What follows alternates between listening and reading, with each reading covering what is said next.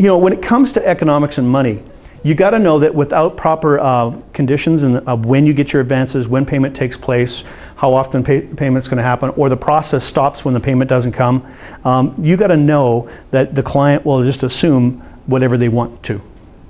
And people's integrities and their personality change according to what they believe about money. So you may have a best friend, but not trust them with $5. Anybody believe that? Yeah. Okay. Everybody pull out their wallet, please, just for a second. You're going to make a liar of me because I just got paid cash. Oh no, I'm just looking for change for 10. Who's got 2 5s? No. You got 2 5s? No, I only have 20. Take this from the wife. Thank you. Yep, I'm going to get it for you. That's part of the contract.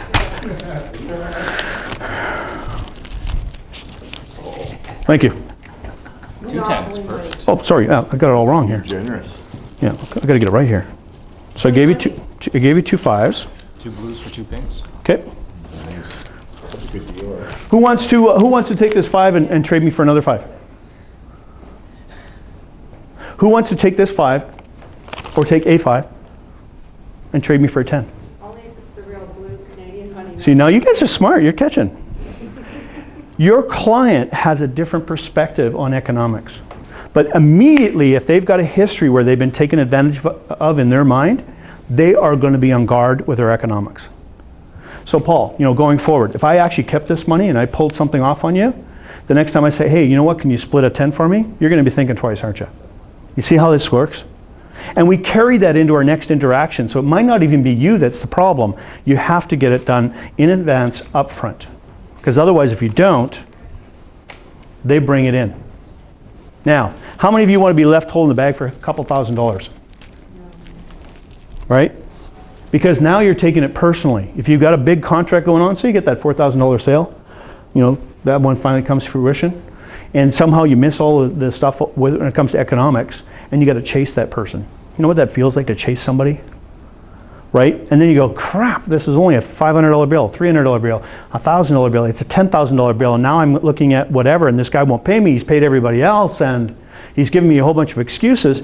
How many people have a background in collections? No one. I do. I know all about collections. It is an art form in itself. It really is. It's a lot easier, though, if you get it all up front and get them to sign it with paper. Right? If you get them to sign it on a contract, as when you get, if you've got a larger job like that, you know, you've got a lot of investment in there, right? So you may want to have, if you've got a $4,000 job, you may want to turn around and get some money down for, so that you're somewhat covered, right? If you're not sure about the capacity to pay, if you're not turning around and actually getting them to do a credit bureau to see if their credit's good, how many people do that? Some of the insurance companies.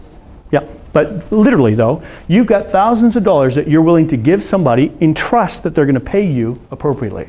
The product doesn't come off the truck until it's paid for. I'll need some labor, but I'm not needing product. Anybody says Yes. it doesn't go through the door unless it's covered. So perfect to know where your limit is, and perfect to be able to ask for it as contract. So that's part of your agreement. So now you're signing the contract. Just say, you know, my policy is that I would take 50% down payment, and so when we get the at the time that I'm actually here, and then when the job's completed, or I take 50% when I order this stuff because of the nature of the things that I'm taking on, or we bill you 30 days out or 60 days out or whatever, however you do it, right? Or you give cash discounts possibly, all of those things. So you may want to consider that on the larger things, right? And if that's where your comfort, now you might say, I never have a problem with that and I'm okay with that. I can turn around and, you know, I'll just take it at the end of the deal. If I get one every now and then, I'll just send it to collections. Okay, well that's your choice. You do have to have something around the payment though. If you don't talk about it, expect all kinds of exciting things to happen.